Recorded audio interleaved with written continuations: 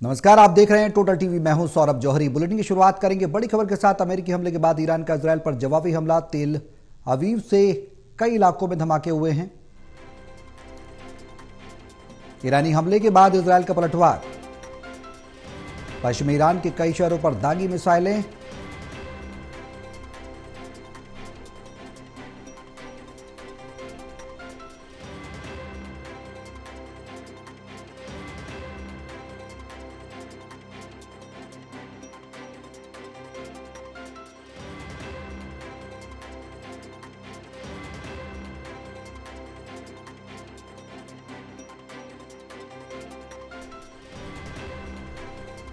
हमारे सहयोगी ललित हमारे साथ हैं फोन लाइन पर ज्यादा जानकारी के लिए।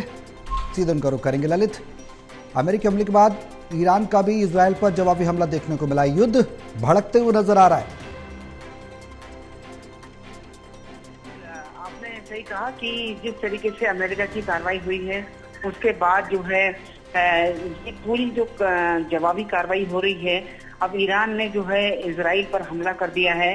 तेल अवीव में इस वक्त जो है सायरन सुनाई दे रहे हैं और खुद इस बात को जो है इजराइल की जो डिफेंस फोर्सेस है IDF उसने जो है कंफर्म किया है।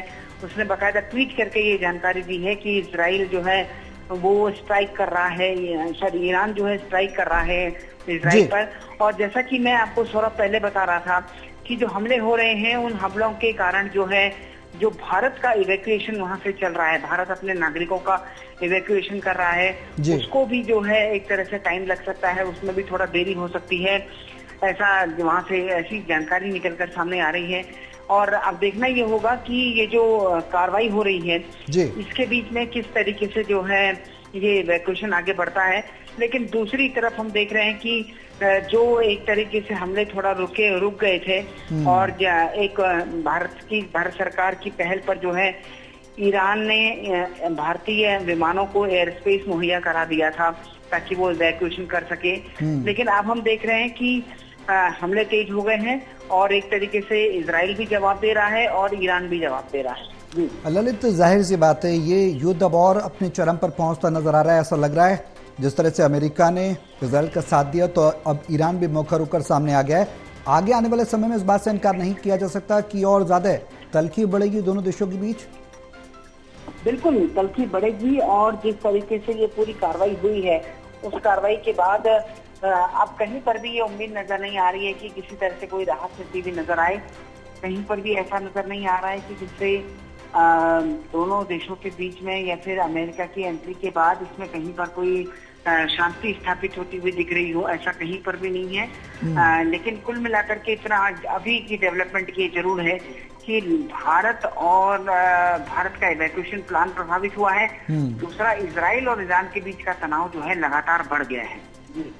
ललित, अब वैश्विक तौर पर देखा जाए तो भारत के लिहाज से इस वॉर का कितना असर पड़ेगा और वैश्विक स्तर पर इसका कितना असर देखने को मिलेगा? देखिए, असर तो बिल्कुल पड़ेगा और जिस तरीके से माना जा रहा था, सभी देश कह रहे थे कि अमेरिका को इस बीच में नहीं आना चाहिए और उसके बाद हम देख रहे थे कि थोड़ा सा तनाव में कमी होती हुई दिखाई दे रही थी। हालांकि किसी तरह का कोई सीजफायर वगैरह दोनों देशों के बीच में नहीं हुआ था। लेकिन इस पूरी घटना के बाद जो है अमेरिका की एंट्री के बाद अब ईरान ने एक तरह से कहें अमेरिका के जवाब में अगर देखा जाए तो इजराइल पर हमला बढ़ा दिया है। और इस वक्त जो है तेल अवीव में लगातार इस वक्त सायरन बज रहे हैं और लोग, सायरन बजने का मतलब ये है कि लोग जो है वो वहां पर जो बंकर्स बनाए गए हैं उन बंकर्स में वो लोग चले जाएं। तो कुछ इस तरीके की स्थितियां होती भी दिखाई दे रही हैं। अब इसमें देखना ये होगा कि क्या ये हमला पूरी दिन भर जारी रहता है, किस तरीके से कार्रवाई होती है, या फिर ये कुछ घंटों की बमबारी के बाद जो है इसको फिर एक तरह से शांत कर दिया जाता है। तो ये ईरान की स्ट्रेटजी इससे नजर आएगी, क्या तरीके से कार्रवाई करता है। जी ललित, एक अहम सवाल, वो सवाल बेहद अहम है कूटनीतिक स्तर पर भी और ये जो वैश्विक स्तर है उस पर भी। इजराइल का समर्थन अमेरिका दे रहा है, ईरान के समर्थन में कौन है फिलहाल? देखिए, ईरान के समर्थन में अभी तक अगर देखा जाए तो खुलकर तो कोई नहीं आया है। लेकिन कुल मिलाकर के जिस तरीके से रूस और चीन ने जिस तरीके से बयान दिया था उन्होंने कहा था कि अमेरिका को इसके बीच में नहीं आना चाहिए, अन्यथा ये लड़ाई और ज्यादा होगी। तो इसके बाद एक तरीके से ये माना जा रहा है कि अब उन लोगों का क्या रिएक्शन होता है। और सबसे बड़ी बात ये है, देखिए सौरभ जी, कि अगर कोई भी देश ये कहता है कि वो ईरान के साथ है, तो सवाल यह है कि आखिर वो ईरान के साथ किस तरह की सपोर्ट में है। क्या वो ईरान को हथियार मुहैया कराएगा, क्या वो ईरान को लड़ाकू विमान मुहैया कराएगा, आखिर वो किस तरीके से लड़ाई में आता है। केवल कह देने भर से कि हम आपके साथ हैं, इससे कोई लड़ाई नहीं लड़ी जाती और न ही कोई लड़ाई जीती जाती है। तो अब देखना यही होगा कि रूस और चीन की क्या प्रतिक्रिया सामने आती है। क्या वो किसी तरह से ईरान का साथ लड़ाई में देना चाहते हैं या फिर केवल बयानबाजी के तौर पर बयानबाजी के तौर पर समर्थन मिलता है। ललित, कई सवाल इस वॉर को लेकर अब खड़े होने लगे हैं। सवाल ये भी है कि अमेरिका सुपर पावर के तौर पर जाना जाता है, इजराइल का जैसे वो खुला समर्थन कर रहा है, इससे ईरान को एक बड़ी चुनौती मिलती नजर आ रही है। और इस चुनौती को कितनी बड़ी तौर पर ईरान ले रहा है, हालांकि ईरान जिस तरह से चेतावनी दे रहा है, अमेरिका को उससे ये लग रहा है कि ईरान भी 1-to-1 फाइट करने के मूड में और पूरी तरह तैयार है, तो कहीं ना कहीं बैक सपोर्ट तो है।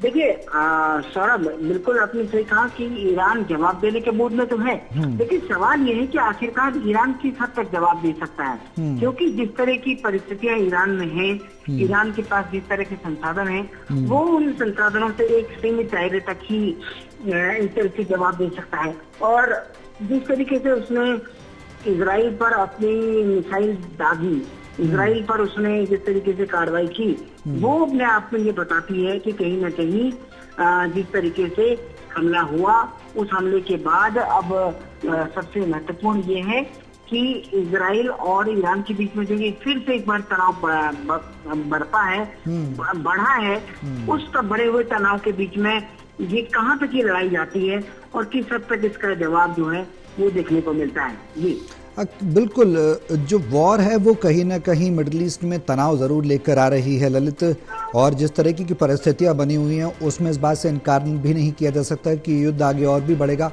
पहले भी हमने देखा था कि ईरान ने चेतावनी दी थी अमेरिका को, उसके बावजूद भी अमेरिका ने जवाबी हमले किए इजराइल के समर्थन में। ये हक और हकूक़ की लड़ाई कहाँ तक पहुँचेगी, ये अब सवाल गहराता जा रहा है वैश्विक तौर पर भी, और अगर देखा जाए तो राष्ट्रीय तौर पर भी। हर जो देश है वो अपनी अपनी स्वायत्ता के लिए, जहां ईरान अपनी स्वायत्ता की बात कर रहा है तो वहीं अमेरिका इजराइल के समर्थन में उसकी स्वायत्ता की बात करता नजर आ रहा है। बिल्कुल, देखिए ईरान के साथ इस वक्त भले ही खोलने के तौर पर कोई न दिखाई दे रहा हो, लेकिन इजराइल ने जिस तरीके से अमेरिका से मदद मांगी, उसके बाद अमेरिका ने मदद तो कर दी है, लेकिन अब अमेरिका ने अपनी कार्रवाई करने के बाद अपने बॉम्बर्स को वहां से बुला भी लिया है और तकरीबन कोई 15 से 20 मिनट के बीच में ये पूरी कार्रवाई को अंजाम दे दिया गया। लेकिन सबसे बड़ा सवाल ये है कि और साथ ही इंटरनेशनल जो एटॉमिक एनर्जी है जी, उसने भी इस बात को कंफर्म किया है कि वहां पर किसी तरह का कोई रेडिएशन अभी तक अभी तक डिटेक्ट नहीं हुआ है। और सबसे बड़ी बात ये भी है कि अब जिस तरीके से ईरान लगातार इजराइल पर हमला कर रहा है, उसके बाद सबसे महत्वपूर्ण बात ये भी हो जाती है कि क्या ईरान लगातार ये हमले करता रहेगा और अब ये लड़ाई किस स्तर तक जाएगी। क्या सबसे बड़ी बात है कि क्या ईरान अमेरिका को भी जवाब देगा। अगर ईरान अमेरिका को जवाब देता है, उसके बाद सौरभ एक नया परिदृश्य हमको देखने को मिल सकता है। और क्या वो अमेरिका को प्लान्ड तरीके से जवाब देता है या फिर वो अमेरिका पर मिसाइल से हमला करता है या कैसे करता है, ये सब कुछ भी देखना होगा। ललित, खामनेई ने आज जिस तरीके से कहा है कि अब इसके बाद जो कुछ भी होगा उसके लिए 100% जो है अमेरिका ही जिम्मेदार होगा। ललित, संयुक्त राष्ट्र की भूमिका इस पूरे वॉरफेयर में किस तरीके की देखने को मिलेगी, किस तरीके से देखी जा सकती है? संयुक्त राष्ट्र की भूमिका हमेशा शांति स्थापना के पक्ष में रही है, हालांकि अपील भी की गई संयुक्त राष्ट्र के द्वारा, सुरक्षा परिषद के द्वारा। उसकी भूमिका में किस तरह से हम देख पाएंगे, एनालिसिस कर पाएंगे? देखिए, संयुक्त राष्ट्र की भूमिका अगर देखा जाए तो पिछले कई सालों में अगर जितने भी लड़ाइयाँ हुई हैं, उन लड़ाइयों में संयुक्त राष्ट्र केवल और केवल अपील करता हुआ नजर आया है।